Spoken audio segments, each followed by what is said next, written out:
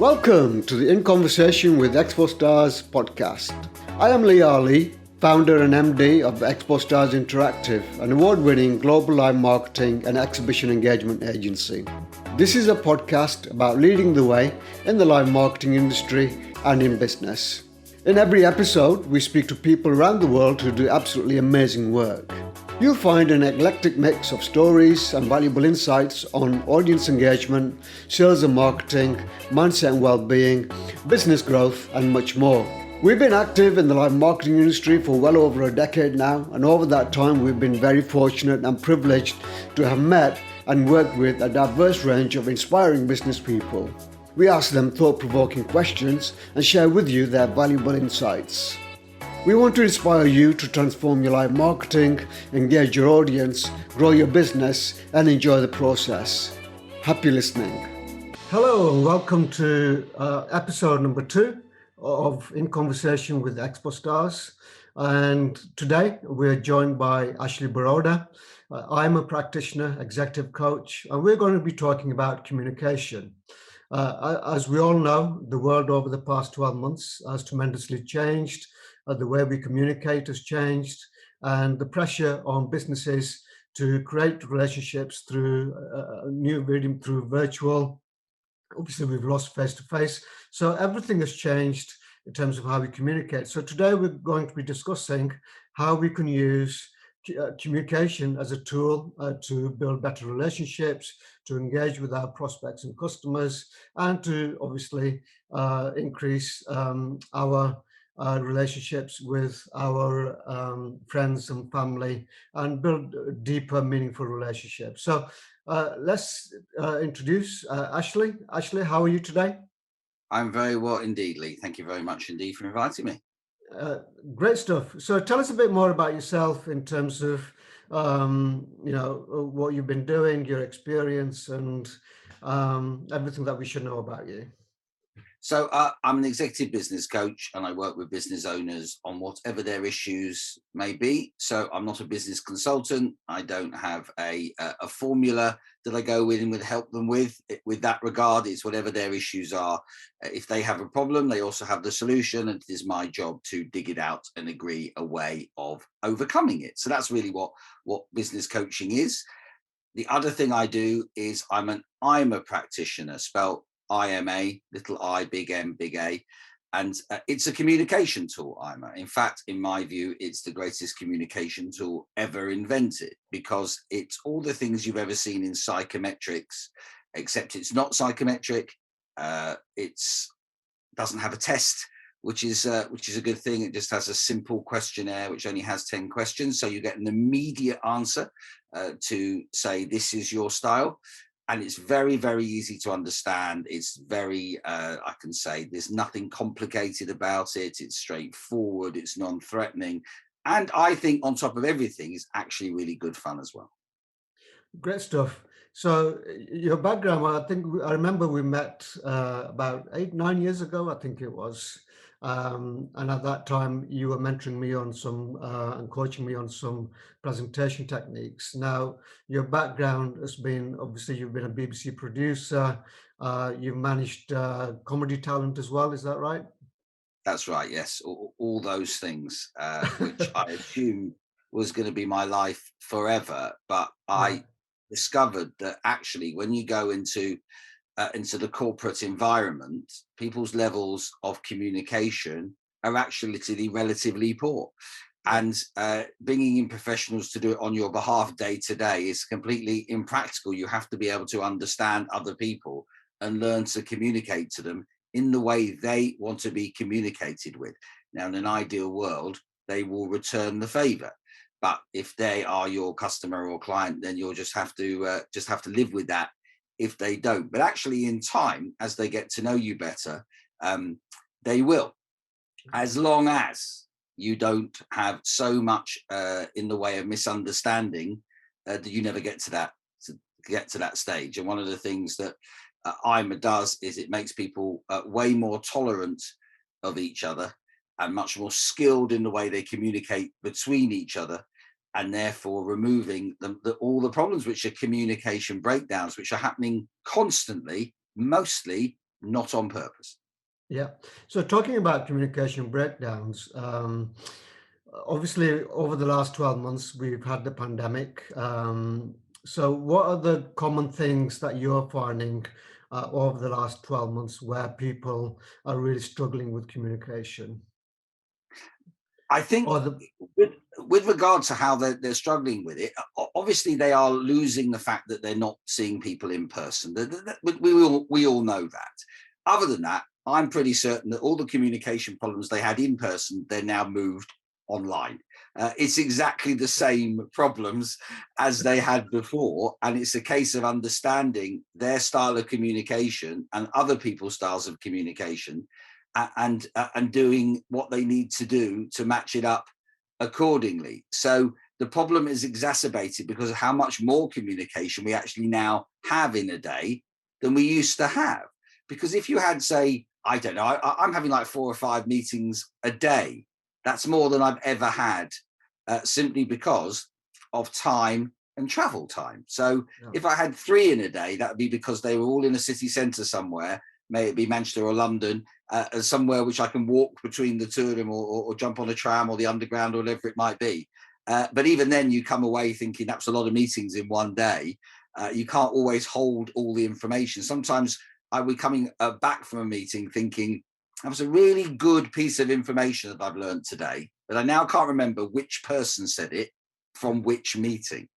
So now you're clouding yourself with even more meetings than ever before, and that becomes even more of a problem. So yeah, apart from anything else, take loads of notes on every meeting that they're still legible 24 hours later, because otherwise you're in a situation where the meeting has been pointless quite a lot of the time. But you still have to concentrate on the fundamentals of communication, and those problems are getting worse because you're having more meetings. That's the reason. And the technology works really, really well for the most part. Each of them of those platforms has their own particular features. I personally think Zoom is the best one. However, talking to people is the same regardless of what platform you use. So that hasn't changed overall. The key difference, Lee, is there are just more meetings than ever before. yeah, absolutely. You're right. I mean, just on my own schedule, looking at this week, there's about 16 meetings lined up, and it's relentless. It's one after another, and and the thing is, it's before when you have face-to-face meetings or physical meetings in locations, you actually had some time to breathe and think about the meeting before you go to the next one. And now it's you obviously put down one meeting and it's straight after to the next, so you actually have no gap there to actually mentally prepare for the next meeting. Yeah, that's an issue. I'm looking at my diary today. This is number 2 of 5. So it's what happens when I finish last one finishes at 4:30 this afternoon. What will I remember? Luckily, this is Yeah. being recorded, so I don't have to remember anything about this. Brilliant. So let's talk about communication then. Obviously, we work in the education, sorry, in the so get my teeth in today. So we work in the exhibition sector where engagement and communication is at the heart of building relationships. And obviously, we haven't had any exhibitions over the last 12 months, and it's been quite affected. So we've moved a lot of businesses have actually moved online with virtual exhibiting and making connections through that way. So it is kind of hard. And one of the things that we were going to do together is go and talk at the exhibitor show in Las Vegas, which we hopefully are still doing at the end of October. We were going to introduce IMA. So let's talk about how IMA can actually help companies looking to connect with their target audience at exhibitions or even virtual exhibitions. So talk us through that process that you would recommend using IMA to engage with your target audience. I think let me start by just explaining what IMA is and how it works. So everybody in the world is like 25% of the whole world's population in the way they communicate, which is fantastic news because it's nearly 2 billion people are like you in the way in which you communicate, which is fantastic. The flip side of that coin is that there are 6 billion people who are not like you. There is another 2 billion people who, when you're honest about it, you find really annoying, and that is also how they feel about you. So learning how to communicate with them is important. And it divides into 4. We have 2 groups of assertive people, people who are willing to put their opinions forward, people who like to work at pace and think in the future, and non-assertive people who do the opposite of that. And then we divide again into left brain thinking people and right brain thinking people. Left brain thinking people are convergent thinkers, and they're logical and they're self-contained, and they don't need to share all their thoughts and feelings with lots of people, nor do they need huge amounts of collaboration and congratulations. On the other side of that coin are open people who actually talk to anybody about anything and do need that level of congratulations and like to collaborate. And which 2 of those 4 things you are, a left brain or right brain thinking person, or we can call them self-contained, or open or assertive or non-assertive, decides your style. And they're color coded red, yellow, green, and blue. But I'm intentionally, very intentionally, calls them high red, high yellow, high green, high blue, because we know that everybody is a blend of all 4, but you have one highest color. So you don't choose it, you're born with it, you can move about, but you will reset to it. I always say about my height, although I grew into my height as opposed to being born with it. I didn't choose it, and I can't alter it. I can stand on a chair, but that's just me at my height stood on a chair. Or me down on my knees is just me down on my knees. I'm still the same height. So therefore, I will reset back to my height once I'm stood. And that's the same with an IMA color.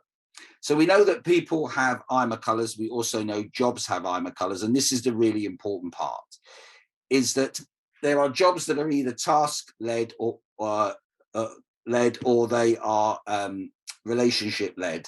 And left brain thinking people do task-led jobs better, and right brain thinking people do relationship jobs better. It's as simple as that. So therefore, when you're exhibiting, you want to decide, actually, to begin with, what am I looking for? Mostly relationship, right? On the stands, that's really what you're looking for. So you're looking for right brain thinking people. You're looking for high yellows and high blues. If on the other hand, you're deciding that there's a task-driven job, then you're then simply looking at high reds or high greens. Then you need to decide. So we decided, say it's a relationship-driven job, we need to ask the next question, which is to work out if we need an assertive or a non-assertive person for that job. Now, non-assertive people are brilliant at jobs that need close consideration and got time to think, and they really go deeply into information, whereas assertive people are always moving forward at pace. So either you need a self-starter for this job, or you need a completer finisher. So then you have to decide, well, let's say we're saying it's a self-starter from this relationship-driven right brain thinking job. You're then left with a high yellow. So then you know that you're recruiting high yellows to do a certain job on your stand. Now, if you've got somebody collecting data on there, ideally a high green would be a brilliant person, but it's still a relationship-driven job. So you'd put a high blue in their place, because you want people who are willing and happy to have conversations with people all the time, all day, every day. If it's a 4-day exhibition, it is relentless. But although they might be tired at the end of the day, there's no resentment from right brain thinking people, because relationship is what they do really, really well. Give them a task-driven job for that length of time, they won't be that great after sort of a day and a half, at which point you'll need to replace them with left brain thinking people. As far as your target audience is concerned, then that's a case of deciding who it is you need to attract and for what reasons, and works along the same basis. Is this something that's high tech and therefore task driven? Therefore, I might have to talk to people who are left brain thinking, and the best people to do that are other left brain thinking people.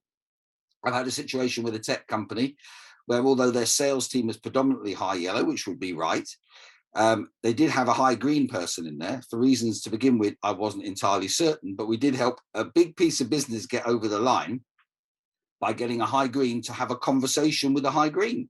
Yeah. So high greens are non-assertive, they're left brain thinking, and there was no sales traditionally didn't happen, but a conversation happened and the sale did happen.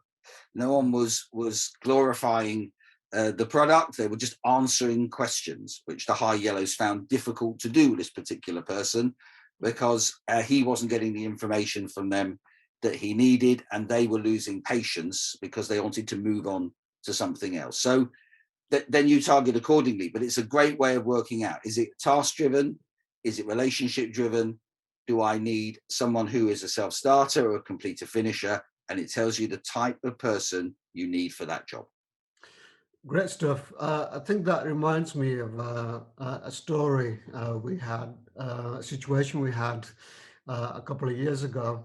We had an exhibition. We actually placed two of our Expo Stars at the front of the booth. And our client was a high green, and our engagers were high yellows. And there was a situation where our high yellows were obviously going through the processes. They were actually engaging people, and they found out that some of the things that they were being asked to do or say weren't actually working. And because the project manager was actually high green and the booth manager was high green, there was a bit of a conflict. And when our engagers got into a conversation with the high green manager, there was a conflict of interest, because the high green wanted to, because they were, fact driven and they wanted more analysis, they said, well, I'll just have to take a bit more time to actually think about this. And the changes that my yellows were actually suggesting, weren't made immediate. So I think that's a very good example of somebody who's very analytical, okay, and is very fact orientated, not actually being in tune, okay, with a high yellow whose, pure task is to actually go and build those relationships. So But it's have you seen also many the of those other, situations? no, but the other key thing there is the Yeah, pace. So yeah, you've got a live event. So yeah, things are constantly happening live. You haven't got time to go away and think about it. If you're going to go away and think about it, it should have been done long before the exhibition started. But once it started, I'm pretty certain it's not a place for high greens, yeah, an exhibition room. I just don't think yeah, so. Yes, as customers or people visiting, but running a stand, I'm quite happy to go out on the limb to say it's not a job for high greens. I also think it's not especially a job for high reds either. They've got a situation where they can come along and point out what you're doing wrong and what needs to be changed tomorrow and all that type of stuff, which is fantastic. No one does it better than them. And they're quite clear about their instructions, and they're clear the pace in which they want you to do it. But actually, when it's the ongoing chat of relationships, then it must be right brain thinking people. And I've done this in McDonald's restaurants, where we tested out, if we only put right brain thinking people in the dining area, what the response is from the public. And the public love it. They absolutely love it, because they give feedback. They actually get things to fill in to give feedback. But the other thing they're not seeing is, of course, is if you're only putting high yellows and high blues, right brain thinking people in the dining area, you have to be putting high reds and high greens somewhere. And that is stuff you don't see face to face, but they're doing that absolutely brilliantly. And that's actually part of the whole process. If you get people really nice to you when you come in, but everything you order is not correct or slow, you're not going to say it was a good experience. But equally, all those things could happen if you mix those people in the wrong places. And one manager said to me, but surely we could put, I'll quote him exactly, surely a high red and a high green could work in the dining area. And I say, of course they could, but they probably don't want to. And they're not going to enjoy it as much. And therefore, eventually, within hours or maybe minutes, a high green is not going to want to look at every single customer that walks through the door in the eye. yeah, And at some point, a high red's going to say, this is a inane conversation about nothing. This is a waste of my time. And they might say something that you, as an owner of a business, regrets that they might say to their customer. And again, it's out of frustration, not out of deliberate rudeness or any of those things. So, people have IMA colors, jobs have IMA colors, and we should pay we should pay far more attention to it. Apart from anything else, it makes people happier in their job. If they're happy doing their job, they do it better. The customer likes it because they get a better service. which means they use the organization, company, business, whatever it might be, more often. They also recommend it to other people. The company benefits because their turnover is greater. I'm always careful not to say profit because I have no idea how people run their business. But also what happens is that the company can then retain that staff because they're happy doing that job, which is even if they keep increasing salary, if it goes along with increase of business, that's going to work. It's far, far better than losing them and having to re-employ, which of course a lot of people get wrong. At that stage, they'll get it wrong and then it will be a massive problem. Yeah, I think that's what happened with me when you first introduced IMA to myself. So we went, I'm not sure if you recall, but we went through that Oh, process. Lee, as you know, I tell this story in my training every week. So they have to recall, I haven't told it for about 5 days, but I will be telling it again in 2 days' time. So 3 days' time. So yes, I recall it very well. Thank you. Excellent. Okay, good stuff. So the ideal team then, how does a business manager or a business owner, what would you suggest is the best way to build their team based around the IMA strategy? So the idea is to begin with, don't worry about the people, worry about the job. Okay. Give the job the IMA color and then recruit that way. So if you know then it is a task-driven job, you need a self-starter, you know you're looking for a high red. So then what you do is you use words and phrases which IMA can help you with that are specific to high reds. And the second best thing about this exercise is, and I'm going to ask you in a quiz in a moment what you think the best thing is, but the second best thing about this exercise is that the vast, vast majority of people applying for the job are high red. So the second best thing is it filters down to the people who you want to apply for the job. What do you think the best thing is? My mind's gone blank, so share it.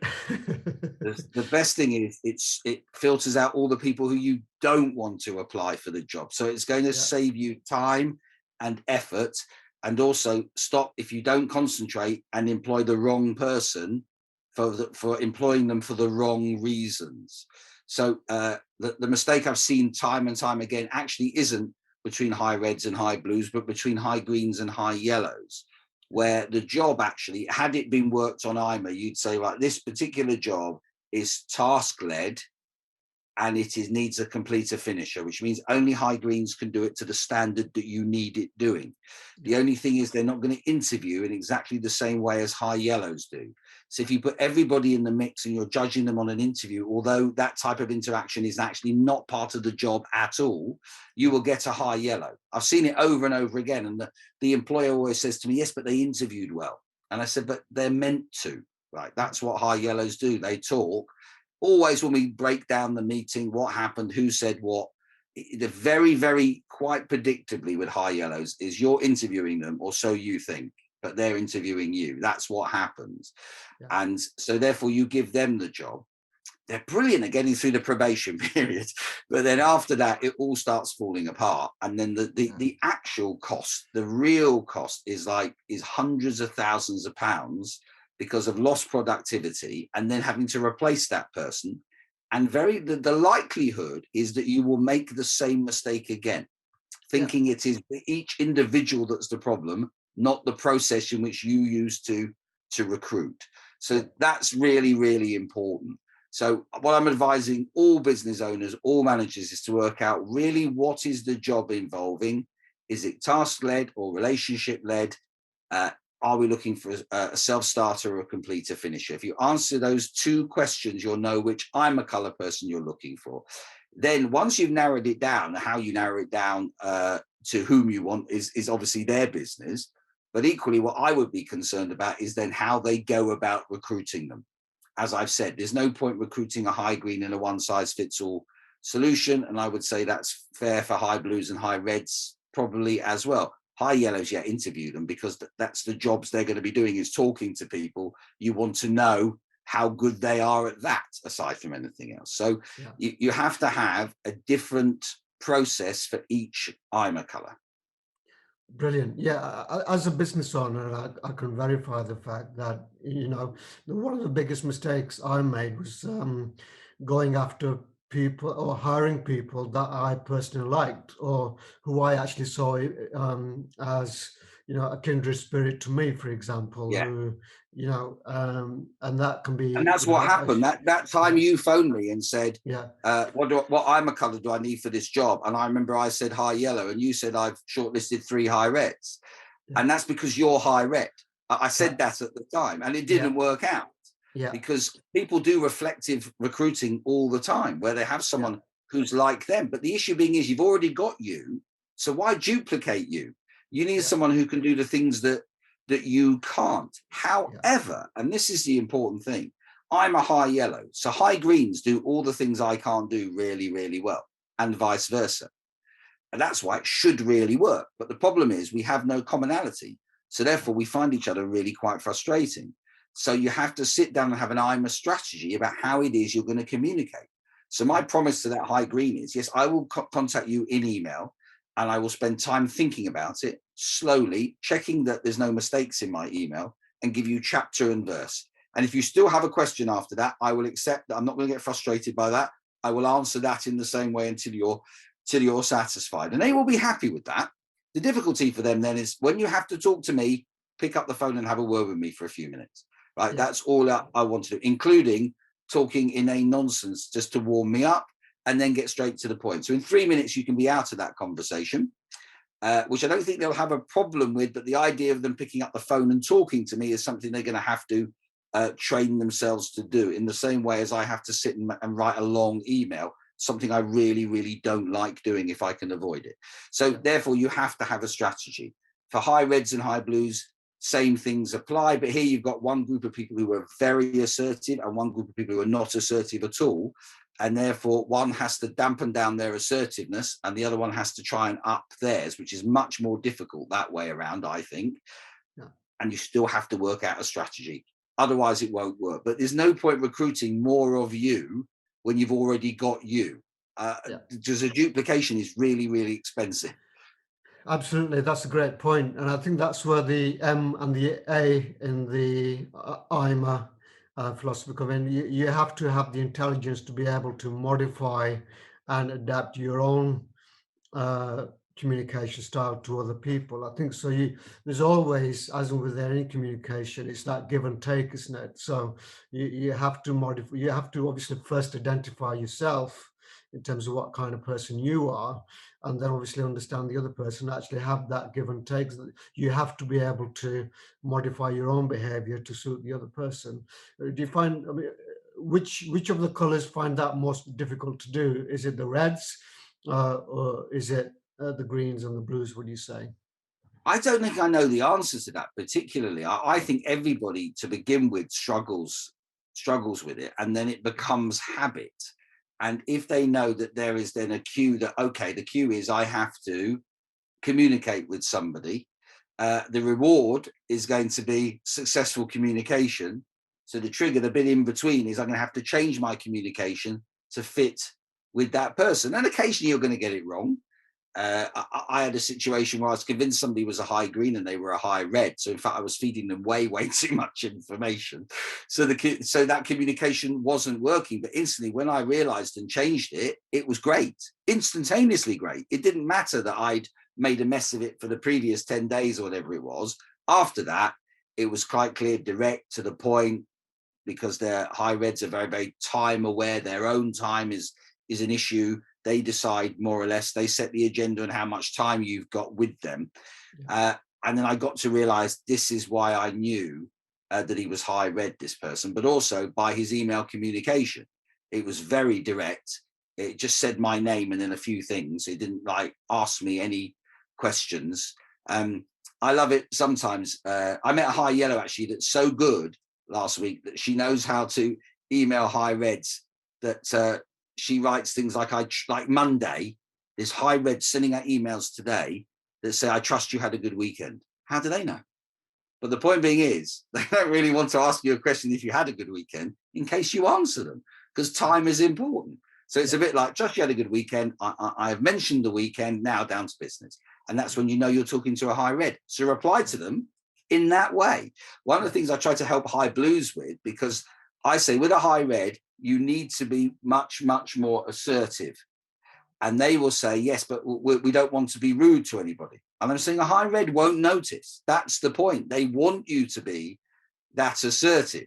But then you have to tell high reds, you're going to have to calm it down in reverse. Now, high reds are unique because I think they're unique because I don't think there are many high yellows or high greens or high blues that are consistently going to come in conflict with each other. But high reds, because of their level of assertiveness, might well do. So two high reds, I was going to say two high reds walk into a bar. It's a bit like that. And they both have different, they're different viewpoints on one thing, right? But the thing that's unique about them is that they're both absolutely convinced they're right. So therefore, that will be an issue. So they have to work on the strategy. They have to be aware of the fact how they come across, as we all do, to other people, self-actualization. Yeah. And once you know, I can talk too much. I'm very aware of that. And suddenly I'm with a high red and think, right, stop, shut up. Yeah, that's the thing with me. I mean, obviously, I've got myself into trouble because, as a high red, we can be quite stubborn in our thinking because we know that, we are always right. So, and it reminds me of that joke. You say, obviously, all four colors have different perceptions of the same thing. Okay, so it's that joke. Okay, so you might tell that joke. Why did the high red chicken cross the road? And the answers will be different, right? Completely. And it's or I think the better would be is, from an IMA perspective, is when did each of those cross the road, and then how, as opposed to why. Because a high green chicken is going to give it a lot of thought before they've made it, in which they will make it safely on that. A high blue one will also be making their mind up about if they should go at all on that, in that situation. A high yellow might just take the risk, and who knows what will happen.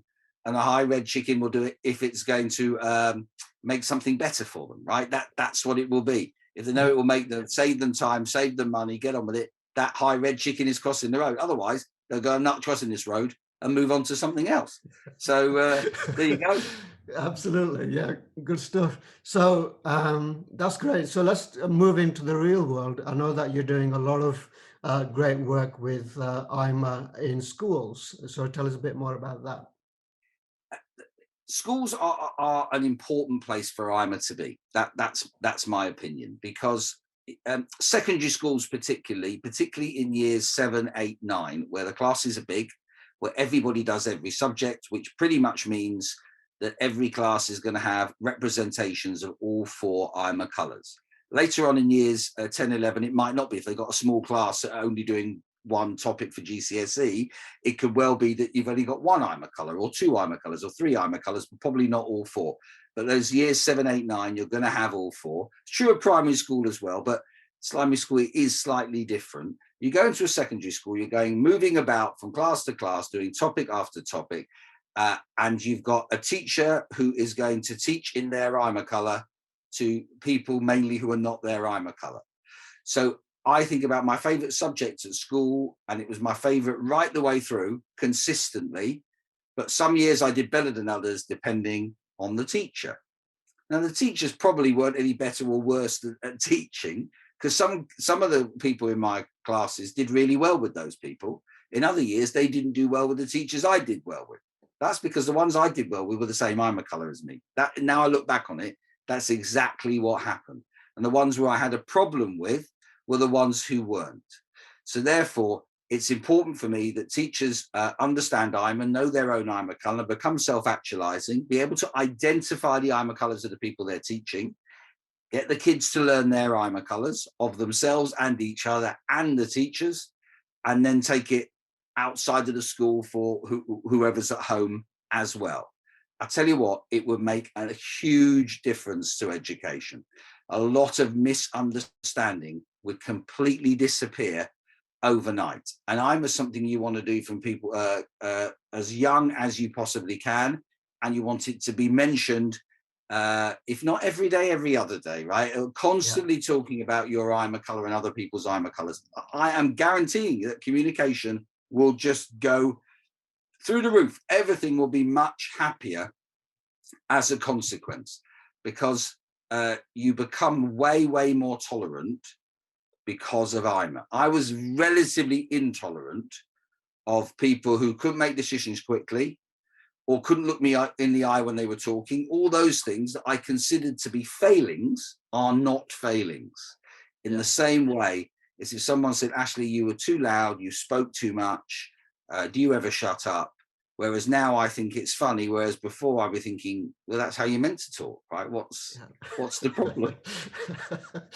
Absolutely. And, just moving that scenario back into business, I mean, there are many times where, you go into business and you're talking to a high green and they take forever to make a decision. And what's changed with me, for example, is when I'm doing a pitch now or I'm talking to a client and I see what color they are, then I actually know I don't get frustrated knowing that they are a high green and they will take a lot of time to actually make that decision. So I give them that breathing time. Okay. And I understand I'm not going to get frustrated with that client he hasn't got back to me, blah, blah, blah. And now what I do is I structure the conversation in such a way that actually allows them time to, discover more about the business, ask any questions that they have, and I actually give them as much detail as possible. And with a high red, I take a similar approach, and I know I will actually, if I get my information right, I will get an immediate decision. So let's move that into personal relationships then. Obviously, over the last 12 months, we've actually had the pleasure of spending much more time at home with our loved ones. Okay, what are the common things that you find in terms of, why people get into conflict at home, for example, or have strained relationships? So talk to us a bit more about that if you can. Yeah, I'll end with this actually, Lee. I think Yeah, that obviously people in the home is difficult. In a family, almost all rules of anything go out the window, don't they? yeah, yeah, That's the problem. However, when people understand their I'm a color and other people's I'm a colors, what they were able to do is things to avoid. So yeah, you're about to do something or say something and think, actually, they're different I'm a color from me. They are this I'm a color. This is how they will react. I won't do that. I won't say that. That's all it is. So in business, where I'm thinking about how I'm communicating to people, here I'm working out how not to communicate with them and just to avoid certain conversations, certain questions, and just leave it alone. Now, unlike in the business, once you've got the hang of IMA in business, you're very rarely making a mistake. At home, you're still making them because you're at home, you're relaxed, and it's an emotional place. And people are meant to be open with you. You are in close proximity to them, probably not for as long or as often as you have in the last 12 months. But it's a way of looking and thinking, what am I not going to do, as opposed to what am I going to do to avoid any sort of unnecessary conflict. brilliant. Well, Ashley, as you know, we could talk forever and ever.